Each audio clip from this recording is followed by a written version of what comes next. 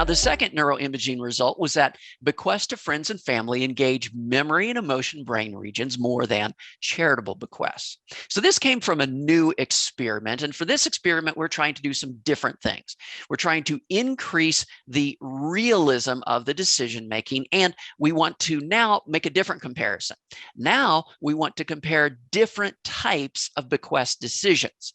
So we're looking not at bequest charitable giving versus current charitable giving. Now we're looking at bequest charitable giving compared to other bequest decisions.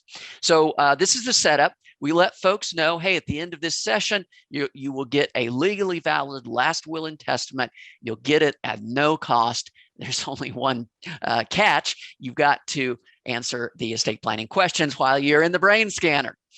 So then we ask them various questions that would be required to develop their estate plan, asking them about gifts to not only gifts to charity, but also gifts to family members, to friends, and ask that for a variety of different types of gifts. And so the neuroimaging results from this is that bequests to friends and family, as compared to charitable bequests, more heavily involve brain regions of emotion and memory.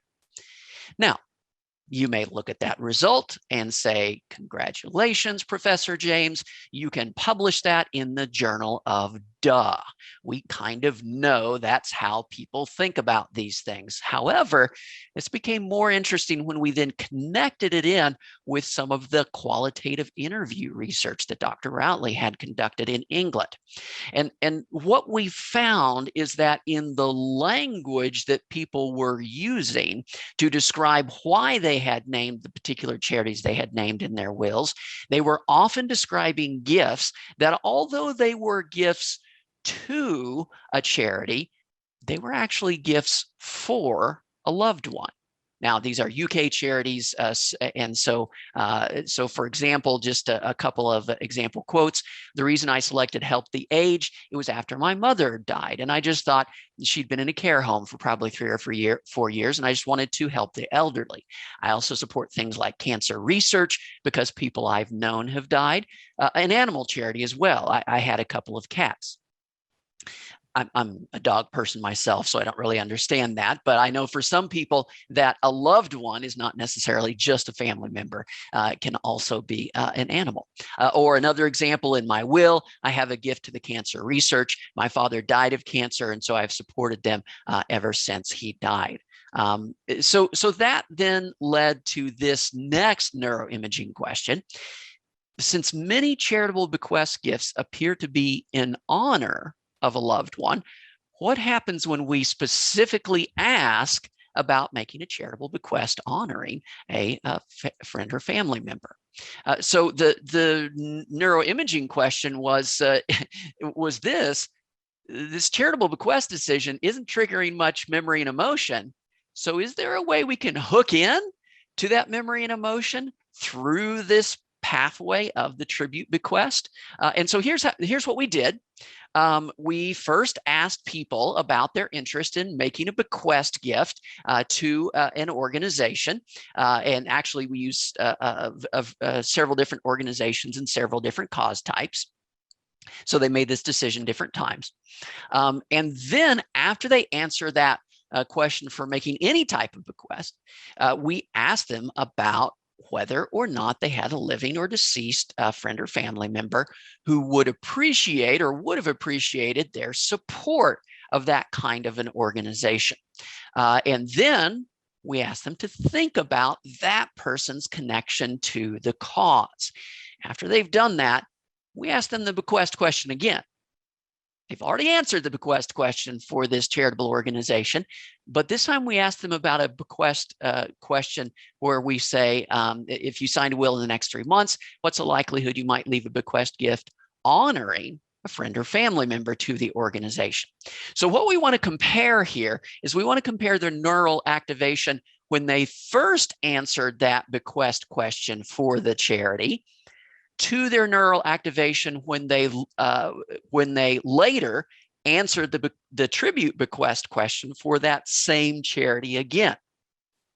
So what you're going to see here is the comparison, the relative neural activation of the first bequest decision on the left and the second tribute bequest decision on the right.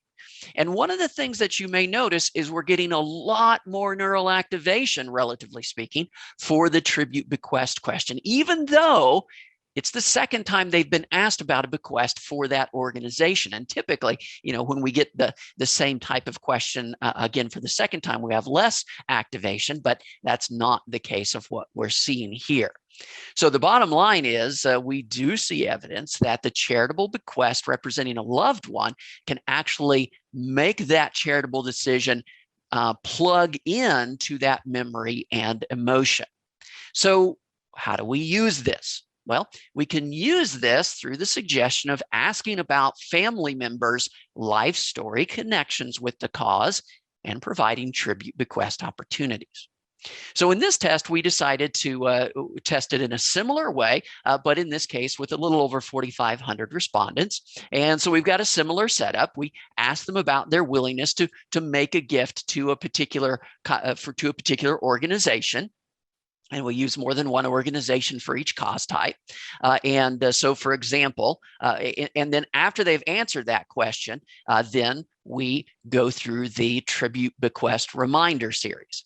So, for example, some people would get a question like, do you have a deceased? Some people got living. It was varied. But in this case, do you have a deceased friend or deceased family member who would have appreciated your support of, say, an international relief organization such as CARE or UNICEF? And of course, we tested that for living friend and family member, and we tested that for a variety of different nonprofit causes that you see there on the screen. So if they did, then we asked them to state their relationship to them and write at least 25 words describing their interest in or connection with this cause. After they've done that, we asked them, of course, the question again, if you signed a will in the next 3 months, what is the likelihood you might leave a bequest gift? Except this time we add the bequest gift honoring a living or deceased friend or family member to the charitable organization. So what do we find? Well, we found that we get a dramatic bump in people's willingness to include a charity in a will if they are reminded of a family member connection. And so here for a memorial reminder, that bump is much more. But it's still a fairly dramatic bump in interest for a reminder of a living friend or family member connection. By the way, this is another example of an intervention that works better for older adults. You may notice is that the older adults get about the same amount of a bump from being reminded of this, but the reason that it works better is that older adults are more likely to have friend or family member connections, in particular more likely to have deceased friend or family member connections, which is the more powerful connection. And so ultimately the intervention is more powerful for older adults, even though actually if we ask them about their interest in making a tribute bequest, if we don't go through this reminder process, they're less likely to be interested. So it's that same thing. Older adults more likely to be initially resistant to the idea, but if we actually go through the process, they're more responsive to the process. By the way, we also tested adding this on as an additional intervention, even after we had already bumped up their initial interest, say by sharing those 7 living donor stories, right? So if we first shared the 7 living donor stories, their interest in a bequest gift is much higher to start with.